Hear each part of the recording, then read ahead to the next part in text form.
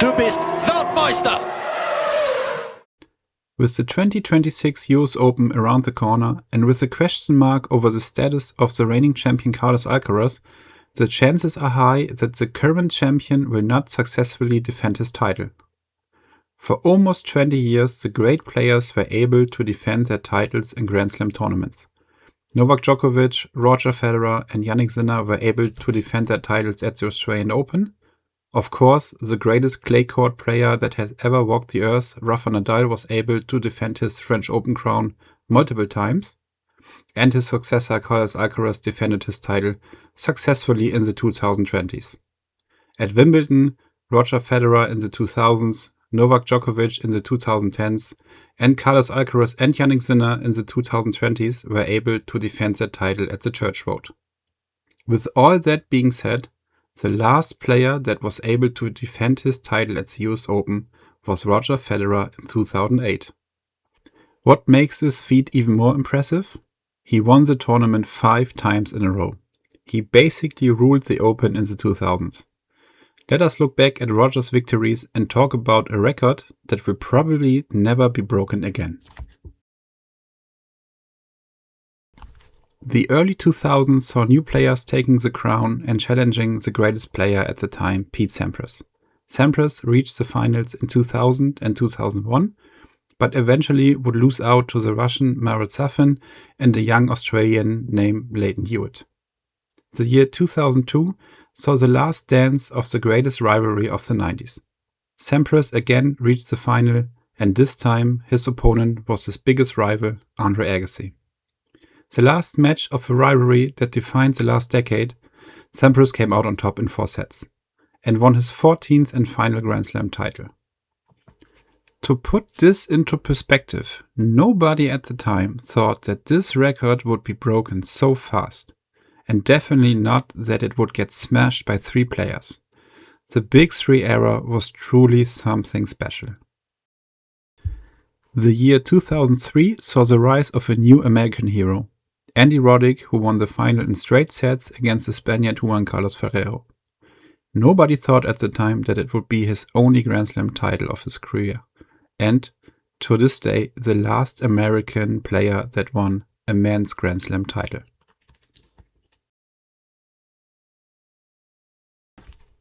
Roddick would end the year at number 1 in the ATP rankings.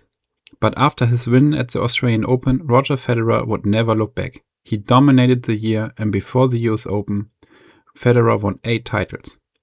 Big titles were the Australian Open, Wimbledon, and 3 Masters titles. He was without a question the best player in the world, and leading the world rankings comfortably in front of Andy Roddick. Federer would win the first rounds relatively easy. Baghdatis proved to be a little challenge in the second round, where Federer dropped a set, but his first big test came in the quarterfinals. Federer would meet the American legend Andre Agassi. The 34-year-old was still at number 7 in the world, and with the home court behind him, he took Federer to 5 sets. But eventually, the Swiss maestro got through to the semifinals. And you see what this win means to him. 6-3.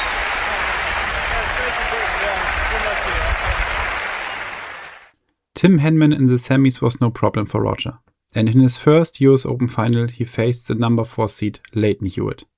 The former champion had no chance against Federer, and in one of the most one-sided finals in US Open history, the Swiss won 6-love, 7-6, 6-love.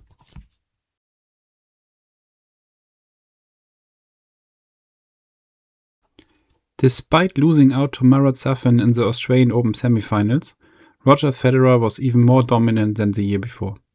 Before the US Open, he won 9 titles, winning his 3rd Wimbledon title in a row and 4 Masters titles. Of course, he was the number 1 player in the world, leading the rankings before a certain Spaniard named Rafael Nadal. Federer only dropped 2 sets on his way to the final, and he defeated his nemesis at the time, the Argentinian player David Nalbandian, comfortably in straight sets in the quarterfinal. It was a blockbuster final. The number 1 player in the world against the hometown legend Andre Agassi. Agassi would contend in his 15th and last Grand Slam final. The match was played at an extremely high level, and the third set proved to be the key moment. Federer would win the third in a tiebreaker and then took the final in 4 sets, winning his second US Open crown.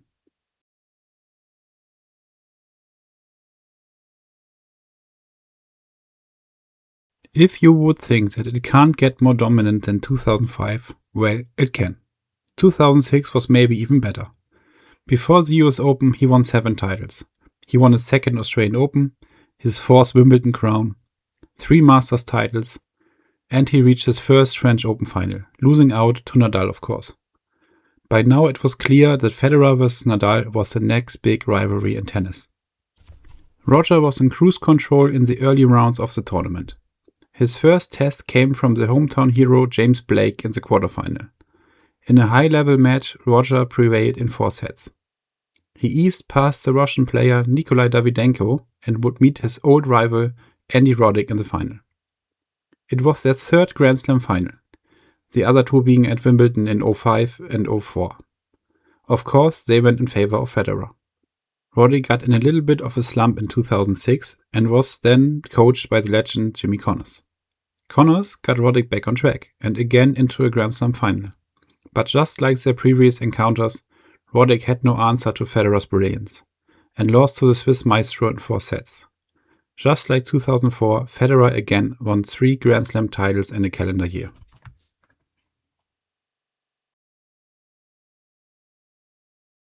In 2007, Federer reduced his calendar and played less tournaments. Despite that, his dominance was still unmatched. Nadal ruled the clay courts, again beating Federer in the French Open final. But Federer ruled the rest.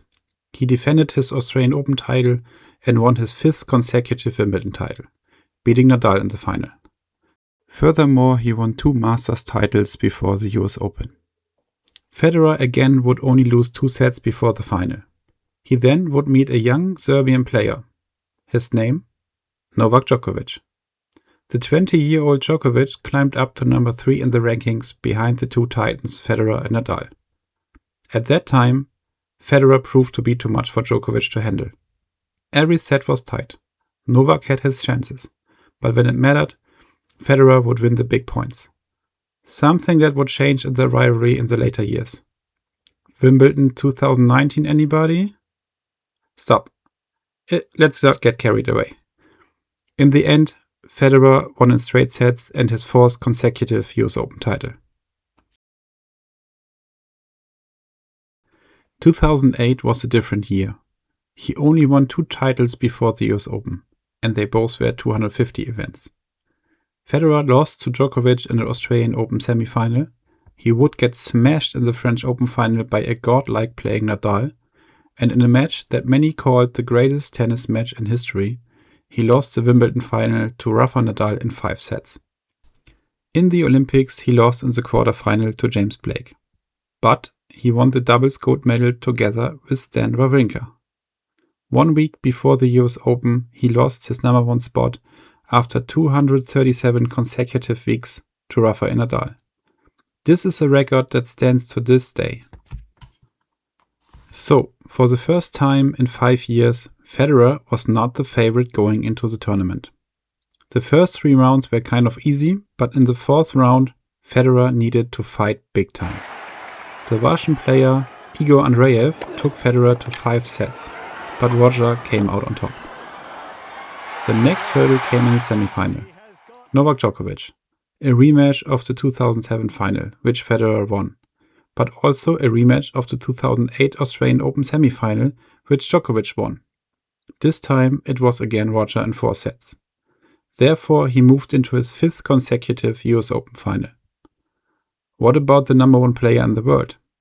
Rafael Nadal would reach his first semi-final in the US Open that year, but he would lose out to another upcoming star, the British player Andy Murray. It was the first time that the later called Big Four would take all semi-final spots in a Grand Slam tournament. So, it was Federer's 5th final, and his 5th different opponent. That shows you how difficult it is to reach a Grand Slam final, and especially a US Open final. And Federer did it 5 years in a row. And spoiler alert, he did it 6 years in a row. But step by step, A nervous Murray in his first Grand Slam final was no match to the brilliance of Federer. Roger won in straight sets and won his 5th consecutive US Open. A record that is unmatched and will maybe never be broken. We need to be careful if we talk about records because they are there to be broken, and many of Roger's records by now have been broken and surpassed, especially by Novak Djokovic. But 5 US Open titles in a row and 237 consecutive weeks at world number 1 could be unmatched for many, many years to come. In 2009, Federer fought back. Before the US Open, he won 4 titles, and they were big ones. He would finally complete his career Grand Slam by winning the French Open, and he won his record-breaking 15th Grand Slam title at Wimbledon. Furthermore, he won the Madrid Masters, winning the final against Nadal on clay, and before the US Open, the Masters in Cincinnati, beating Djokovic 6-1, 7-5. He started the tournament again as the number 1 player in the world. On his way to the semi-final, Federer lost 2 sets. One against a rival of the past, Lleyton Hewitt, and one against his opponent of the French Open final, Robin Söderling. The semi-final saw his first big test. Again, for the 3rd time in a row at the US Open, it was Federer versus Djokovic. And just like 2007, Federer prevailed in 3 sets. And he did it by hitting one of the greatest shots the tennis world had ever seen. Oh, not again. No!